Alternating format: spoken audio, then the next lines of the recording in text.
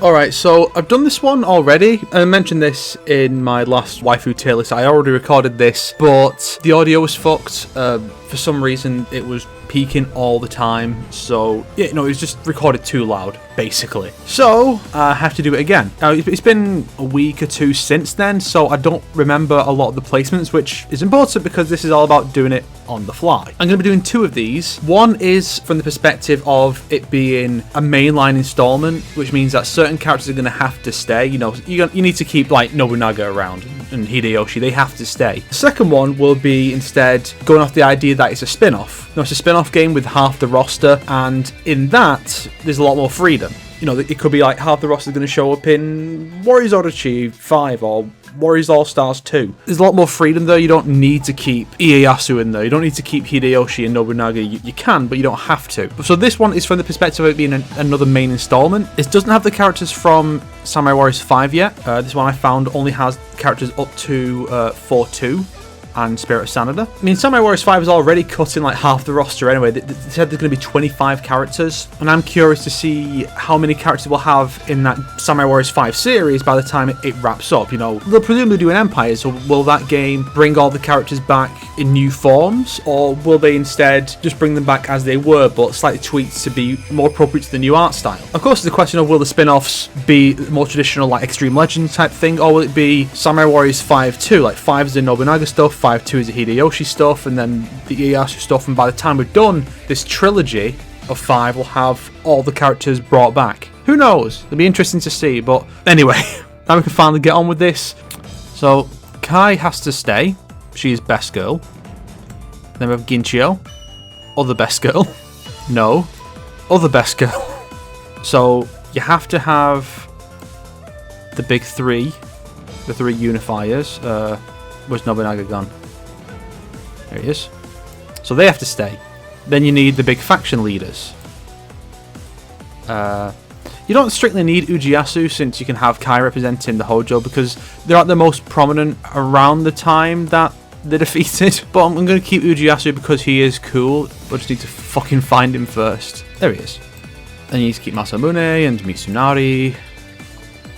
Nagamasa kind of has to.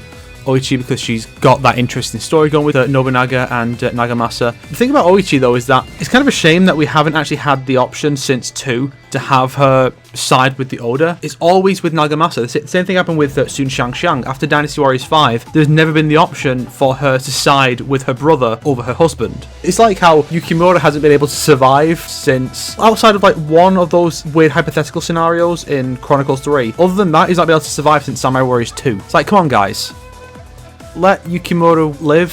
Hashtag save Yukimura. So characters I think the series can honestly do without, there's Naotora, because she's just frustrating because she's just constantly apologising and do like squeaky voice, and it's like, it's such a weird direction to go with one of the few women who were the head of a samurai clan, even if only for a few years until someone else could take over. It's really weird that that's the direction they went with her, and it's a shame because Ginchio is the other one and she's way better, but unfortunately she and her husband have really been pushed into obscurity in the last couple of games. Like throughout the 4 series, that they barely fucking do anything, which is mainly because their conflict with the Shimazu is focused on the Shimazu on account of them having a new character. Yeah, I'm not sure why he's here twice either. No, yeah, you can't see that, but yeah.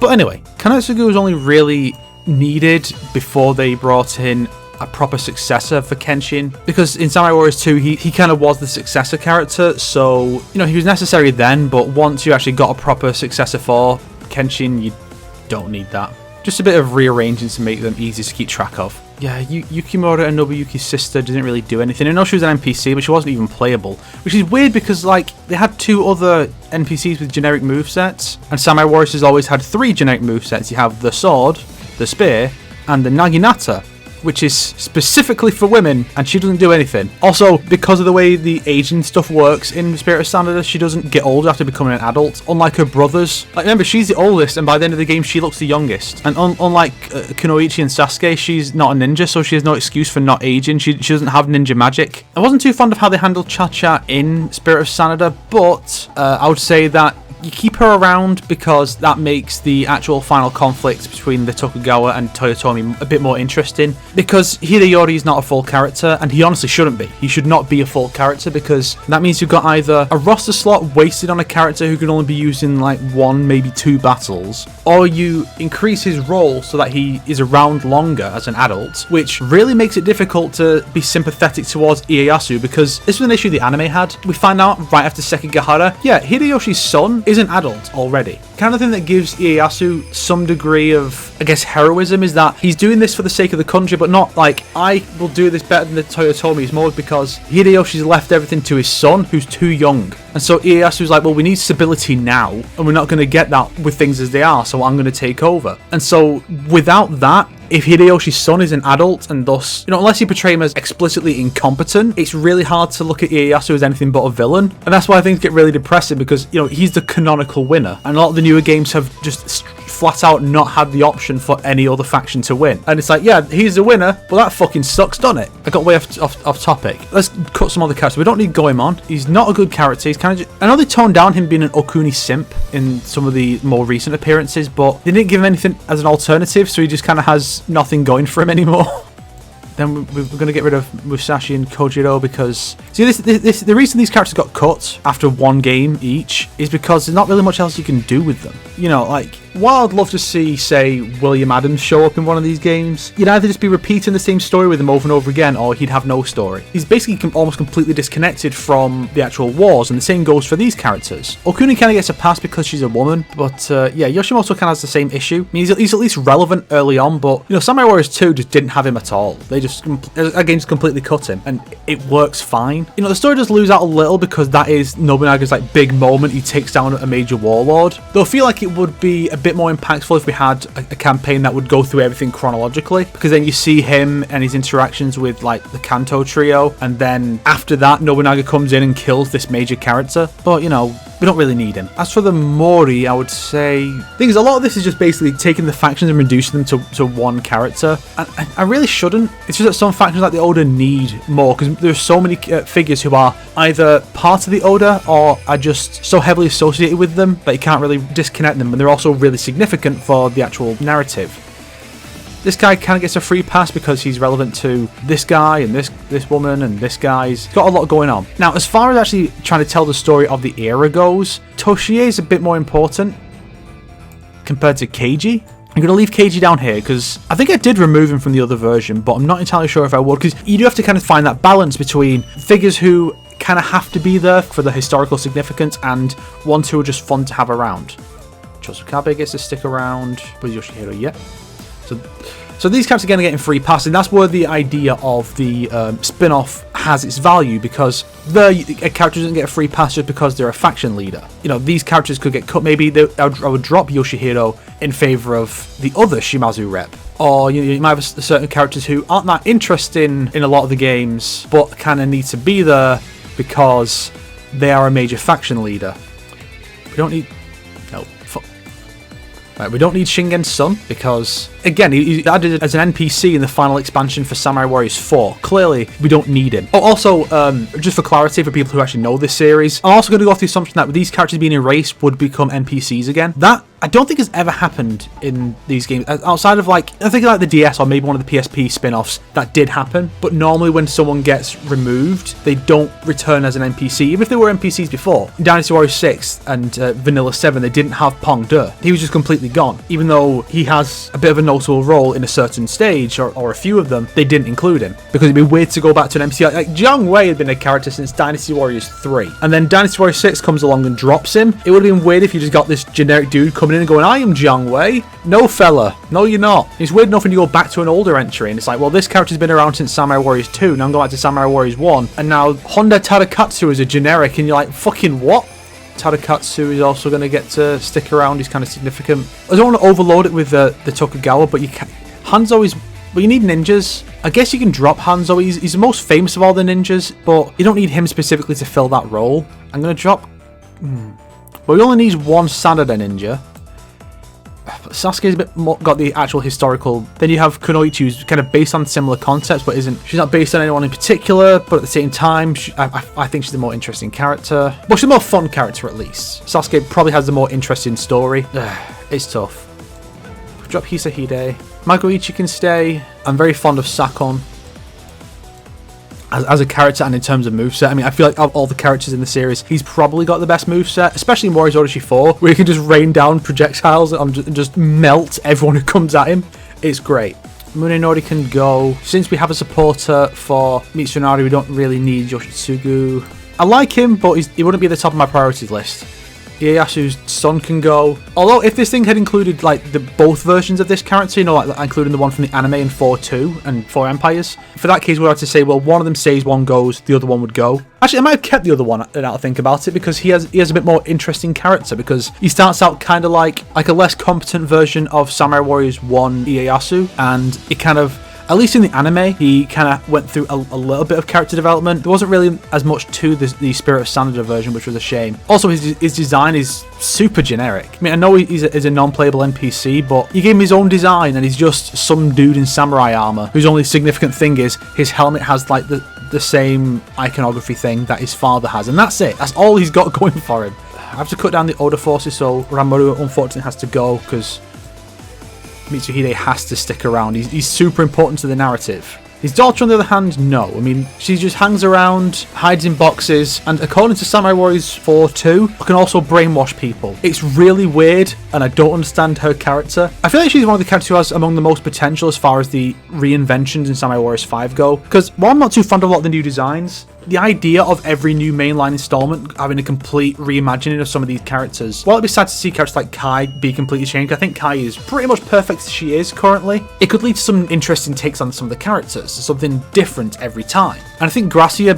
being less this weird Lolita, happy-go-lucky girl and more a tragic figure like she was in history, I think has a lot of potential, but this version can just get in the sea. We don't really need Lady Hayakawa. I mean, even when they introduced her in 4, she didn't fucking do much. I'd say Kai works just fine as the kind of the successor to Ujiyasu like she was in 3. So the question then is, what about the other Hojo rep?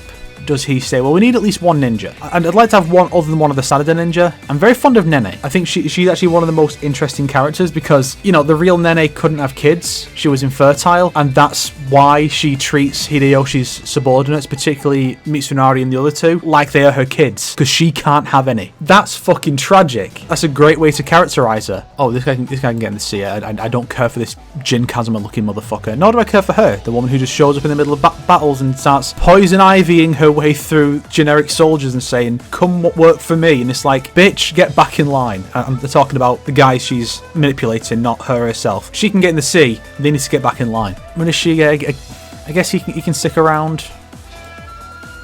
You know, I'm not particularly fond of him. I think Gincho is way more interesting.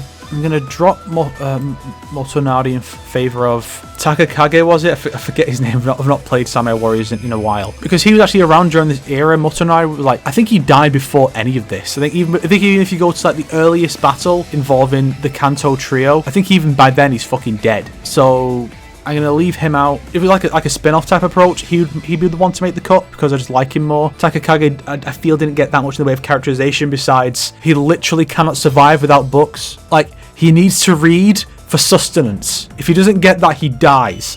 I'm just there thinking, this sounds like something that would be introduced in a fucking Persona 4 spin-off character. That's how fucking bad this is. I need to cut the roster down. Okuni's gonna have to go, because we need to make room for people with more significance. Nobuyuki gets to stick around because, well, because, you know, family being driven apart by the conflicts is one of the most interesting stories you can go to. That's one of the reasons characters like that get to stick around. Not just families, of course, friendships as well, being tested by being turned against each other. But that doesn't mean that Mitsunari's two buddies both get to stick around, because we only really need one. So it's between the annoying one and the asshole. Masanori actually does something. He actually has some things he's done in battles where he's looked at Kiyomasa, and I just can't think of anything. So he can leave. Masanori can kind of just take his role. Back in Dynasty Warriors 8, you had at Yiling, you have Han Dang taking the Juran role, and then in Extreme Legends they added Juran, but because that role had been taken by someone else in the main game, they couldn't just have the proper character replace his NPC form and continue doing his historical stuff, because his historical role had been given to someone else in that same game. That was tragic. That was really unfortunate timing for that guy. And yes, there will be a Dynasty Warriors roster duster and waifu tier lists. I'm pretty sure I did a Samurai Warriors waifu tier list. Did I? Wait. I feel like I did, but I don't remember. Oh well. I'm going to have to cut Papa Sanada just because I need to start making some cuts. Keiji can go as well. Now, you could have him in place of Toshie, but again, Keiji doesn't really do much in the way of actual historical events in battles compared to Toshie, who actually has notable stuff for the Oda and the Toyotomi, and of course in the conflict between these two, he was kind of, like here, he's kind of caught in the middle. He has more interesting story stuff going on compared to Keiji, who just kind of shows up and wants to have a good fight every now and then. So I'm going to drop Nene just because I need to make room. What? Why did I not cut Aya sooner? I completely forgot about her. Yeah, Aya, I never really cared for her. I know she's Kenshin's older sister, but she comes off less like an advisor, at least in like Samurai Warriors 3 and such. She comes off less like an advisor and more like she's the one in charge, because he kind of just does what she tells him. Just because I just don't care for Sasuke that much. I mean, his story in Spirit of Sanada was okay. I prefer Kunoichi as a character. She's just more fun. So that just leaves these 5. One of these gets to stay. The rest have to go. So Ina's kind of important for the whole Sanada Tokugawa connection plot. Oh yeah, I didn't mention that Naomasa gets to stick around while his mother doesn't, because he can just rep the entire E-clan. She's not needed. I think she was only really... Fuck! I don't know how people who play games mostly on PC fucking cope. Constantly running out of space while doing these. Christ! They have to sit there for fucking 20 minutes. Compressing the file I've already got so I can delete the original file and make room. This is the roster. I don't think I would really change. I mean, I'd probably try and get one of these two in, Kanbei and Hanbei. Then who would I get rid of? Because if I get rid of Kunoichi now, that means there's no ninjas that made it in. And you want at least one ninja in there. So all I can think to do is remove Masanori and put in one of these two instead. But it's hard to say which of them is the most significant, considering all 3 were introduced in the same game. So I don't know. I mean, I could probably drop No, but I don't want to. I could drop Kai, but I don't want to. They are too good. They are not going anywhere. Fuck you. And I guess that's it. Alright, tune in to the next one, which will probably be the follow-up to this, which is, what if it was a spin-off? And we could have whoever we wanted, and we didn't need to keep Ieyasu around. Because fuck him. Yeah, all that waiting around so I could record 2.5 fucking minutes. Christ.